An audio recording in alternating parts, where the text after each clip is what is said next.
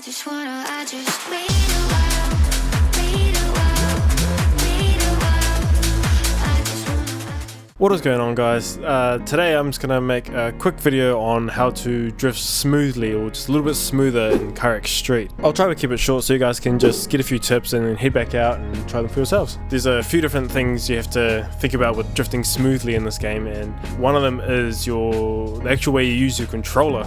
Now with controller drifting, I use stick rolling, so I push the thumbstick forward and then slowly move it left and right to get my smooth transitions and little fine adjustments you can have when doing that. But if you use stick flicking, it's still good in this game, but it's a lot less smooth, which is what this video is about. Okay, so we're in the car shop and we're just going to get a new car for this video. It doesn't really matter what car you have, but to be more smoother, the bigger the car the better, really, because it's a bit more weight to transfer and it does it a bit slower. So like this car, it's just so long and heavy, just not so short wheelbase, so it won't be so twitchy, unlike this thing.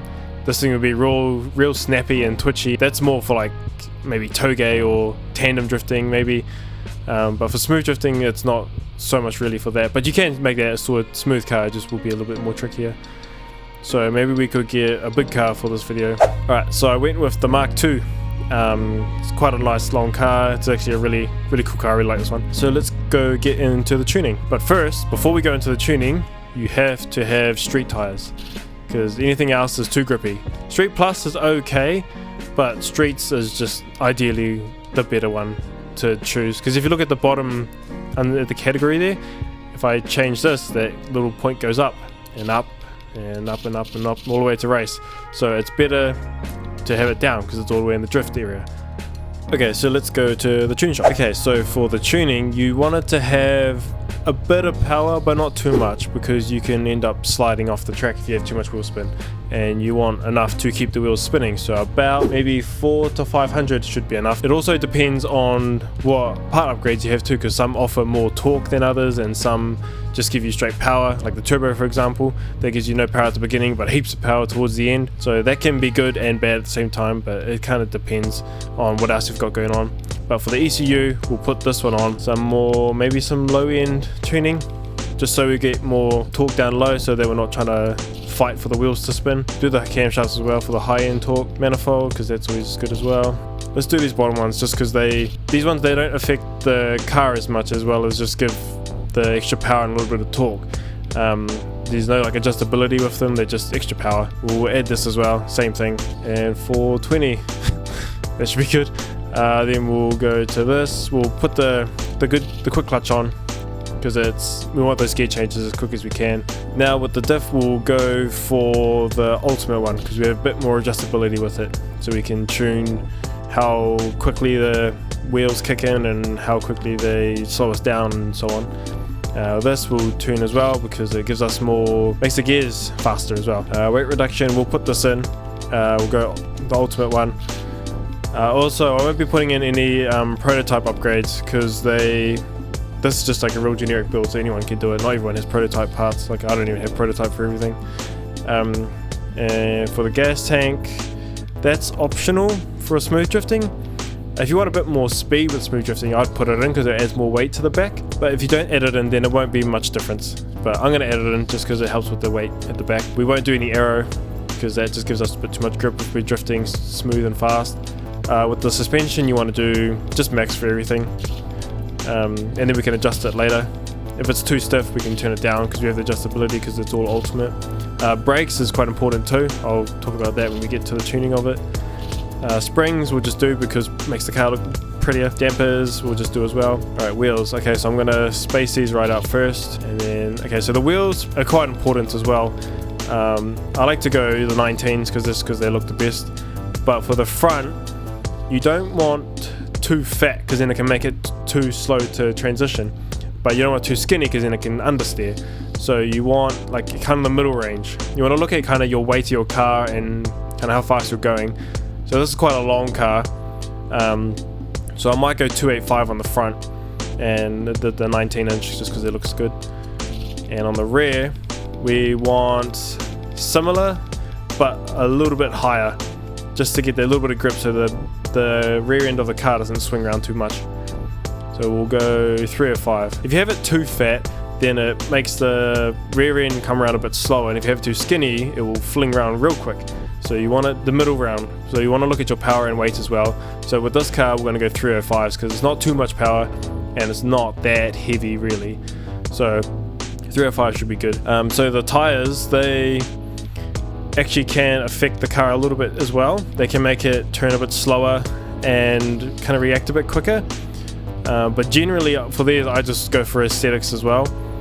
So I might just go original stretch and original stretch on the back as well. Because if you have big balloons on the back like that, then it can also make the car transition a bit slower around the end. You might have to fight for it a little bit more. Where with down here, it might be a bit more responsive, but a bit more slidey as well once it breaks traction. So you kind of want the middle ground again for smooth drifting, that is. So we'll go right in the middle at stretch. Now for tuning, we want the fronts to be a little bit up, because then it's a bit more rigid, reacts a bit quicker, but doesn't understeer. And with the rear, we kind of want it to be similar but in the other way, so we just drop it down one. So this way the car isn't too slidey, but will still react to us transitioning. And with the offset here, this is just purely just how you like it. It can affect it. I'm sure if you make it too wide like this, it can affect the car a little bit, but I've never drifted with something like this because it looks stupid. So I don't actually know if that affects the car too much, but I'm pretty sure it doesn't really, not a noticeable amount. So I'm just going to bring that in as well. And then when I lower it, it should sit quite nicely. So for suspension, the spring length, that's just purely how high the car sits. The stiffness, so if we want to stiffen the front, that will transfer more weight to the rear, which will give it a little bit more grip, but not too much. If you go too much like that, then it's real stiff at the front and then bobbly at the back. So we'll just, because it's a smooth car, we'll just raise it a little bit. Anti-roll bars, we'll raise this a little bit, so just a little bit stiffer. We still want it quite soft at the front, so that it reacts to our turning. If it's too stiff, then on certain angles on the corners, it can actually get a wheel off the ground and your steering can be a little bit laggy. So we'll have that just a little bit stiffer, but not as completely soft as it was. Camber doesn't really affect the car as much as it should, I've noticed, because I've seen people doing this and they're drifting perfectly fine, and then drifting with a normal camber, like 5 or so, or even less, it's just the same. I've noticed. For me, it's the same, so I just do it off aesthetics. But it's funny because that's still a negative camber, but that looks almost positive. I'm just gonna go 6 for this. It's kind of like a base. 6 to 7 is generally what I use on the front. Caster, this is quite important. This actually tells the steering how quick to transition and kind of how the counter steering works. So if you want it to be a bit more reactive, then you'll turn it up, and if you want it to be a bit more slower, then you'll turn it down. But because this is a slow car and it's quite big, I mean a smooth car and it's quite big, we'll just leave it right in the middle. I think that should be pretty good. Ackerman determines how the car turns in. If you have it like in the middle here, which is what we're going to do, it won't turn in any more or less than you need it to. So if you're going down the tow gate and you're turning in, spin out, you could have your Ackerman too high, and if you're turning into the corner and your car isn't turning in enough, it could be too low. So if we leave it right in the middle just for this video, where it will be really good. And that way too, on long corners, if you're drifting and the car starts to turn in on its own, that's because the Ackerman is too high. So if we leave it right in the middle, we should be good. Steering angle, you just want to turn up regardless, because you just always need more steering angle. Toe we'll leave, it does not really relevant to this at the moment. The dampers we'll just leave for now.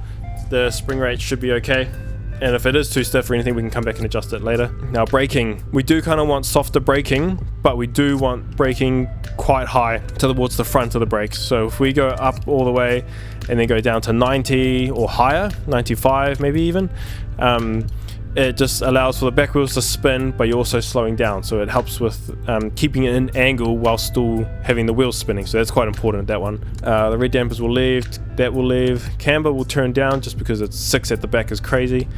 I like to normally go between 2 and 3, so we'll go 2 on this one. It's just with the camber on the back, it just adjusts the wheel to the curvature of the road. So if you've got a road that's got a lot of curves on it and you want grip, then you would turn this up a little bit. But if you're on a flat street, then you want it to be quite close to 0, like 0.5, maybe even 1, just because it's more contact patch with the ground, so you get more grip. but we'll just go 2 degrees because it's kind of a good all-rounder. The rear anti-roll bars, so the stiffer this is, the more the rear end is going to want to slide a little bit because it's just all locked up. And if it's soft, then it wants to just kind of fold on itself, and it gives you a bit more grip having it soft. But if we make it a bit stiffer, it helps the car to come around a bit more. But we'll go right in the middle because that should be quite good. Actually, we'll lower it a little bit after all that. Just 2 at the front, 2 at the back, and that fitment is still good. Now with the weight, this, you more just want to use the weight here to change where the car sits in the class. So right now, since I'm just early in the 5s, I want to just put it up a little bit like that, and then turn it down again right up to C4 like that. So it's perfect. And with the weight distribution too, you want, with a grip tune, you want as much weight to the rear as you can. So with this, if I were to do that, and it's almost like a 50-50 exactly, that's pretty good. That's actually really good. A lot of cars like the R32 Skyline in this game is like a 58 to the front, which is super slidey on the back. It's real hard to get grip, so that car is quite bad for a grip tune. But if you engine swap it, then it changes it a little bit. But this being a 50 and 49 is actually really good. So we'll turn that down and make it that. I didn't even change it, but yeah, we'll keep it at that. Center of mass, you want this down for smooth drifting because it keeps the mass down, and if you have it up real high, it makes the car wobble on transitions, and that's just annoying and ugly. So we'll just have it down so that it's all stable and steady. With the gear shifting, we want to have this speed down as quick as we can, so we can have just as quick gear shifts that we can, and all the way down to the bottom here too, the drivetrain loss, we want that down, just so everything's changing and responding as quick as it can. With the final drive, this is all personal preference. You do want it to kind of sit in the mid to high revs, so you just adjust it to whatever you're doing. But normally I just turn this up 1, maybe 2 depending on the car. If I wanted like a grip drift build, I'll turn it down 1 or 2 depending on the car. But for this, I'll just turn it up 1 more, and then we'll just go and road test the rest of the gears. For the diff, we want to have it locking quite early, but not really instantly, because we want to have it to be able to coast on the transition. So if we have it at 8, that should be really good. And for diff lock, we could have it a bit lower, maybe 1. It just helps with the wheels to bite into the ground once you've let off on the accelerator. So you kind of want it high if you want that grip, but if you want it to just slide around after you've let go, maybe you could turn it down a little bit. We could turn it down actually with this specific tune. I don't normally, but with this specific smooth tune, we could do that. With the preload, I'll just set it to the middle. It's just what I typically do on all my other cars, and it feels really good there. So we'll just do the same for this. And engine, I'll turn this up because I like to have a bit more free range of revs when I'm drifting. If we tune this, we'll go upper class, so we won't touch that. This will turn up as well because it gives us a bit more power on the top. This we can't touch. See, this is the torque. We do want this to be a little bit higher for the smooth drifting, so it's just a bit more slippery down low end, a bit more ready for the drift. And yeah, I think that's her. Let's go see what she's like. Okay, and before we go do any drifting, we want to go straight to the gas station and put sports fuel in. It's just free power. It makes the car a little bit more responsive, revs a little bit higher, gives a little bit more power, and it's all without increasing the class rating, so it's just free power pretty much. Alright, I quickly went and put some wheels on the car. Completely irrelevant to the video, but completely necessary for the car, because I don't want to really rock those standard wheels, so it's a little bit better now. So let's see what she's like. It's a little common spot me and some friends go to. Already, that one little transition, I already felt it was really smooth. Oh, this is really good. Maybe a little bit shorter on the gears. Oops, some lag. Yeah, let's go change those gears real quick. Okay, so all I did was shorten the final drive of the gearbox 1 more notch, so now it's at a 4. So let's see what this does.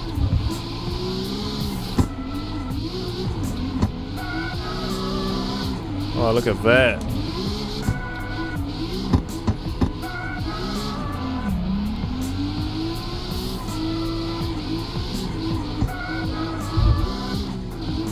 This is really good. This is really smooth already. I actually think maybe to help the turn in on this car, because it's struggling to turn in a little bit, not much at all, but a little bit. So we'll go to the tune shop and we'll turn up the Ackerman just 10 points. So from 50 to 60. Alright, I feel quite confident that that's all this car's gonna need. Let's see how this goes now. See, look at that, that's so smooth. The long car, all the settings we did to the suspension, everything, the wheels.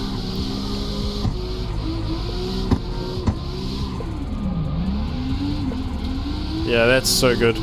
This car's so smooth.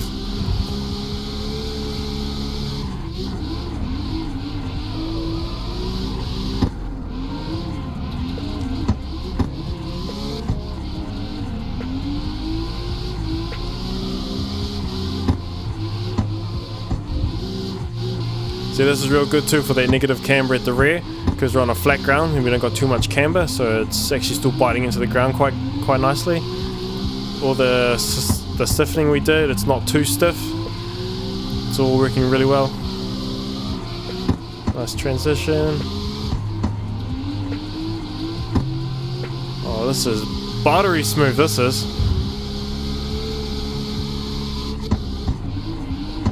Nice smooth transition back the other way.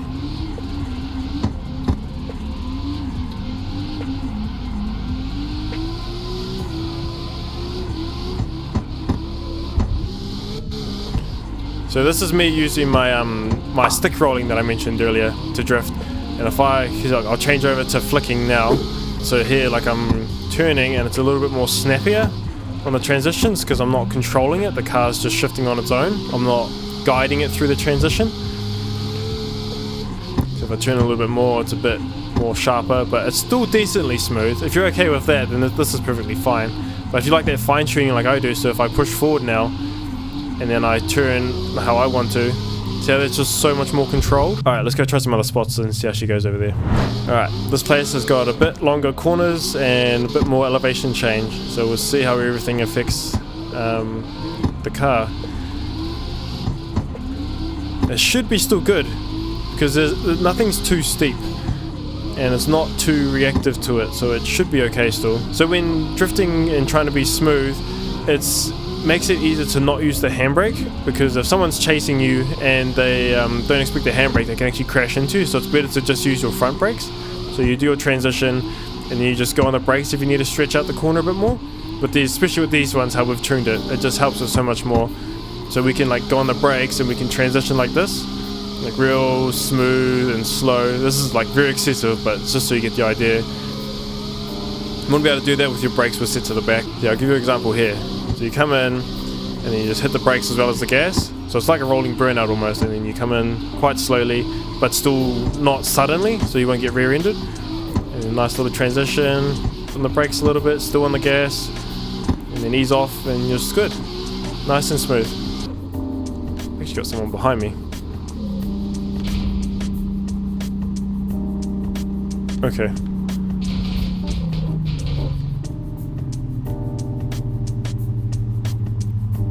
Well, he's having a good time. Alright, and that's just a quick video on how to drift a bit smoother. So it comes down to the car, the way you're using your controller, and little fine tuning you do in the tuning shop.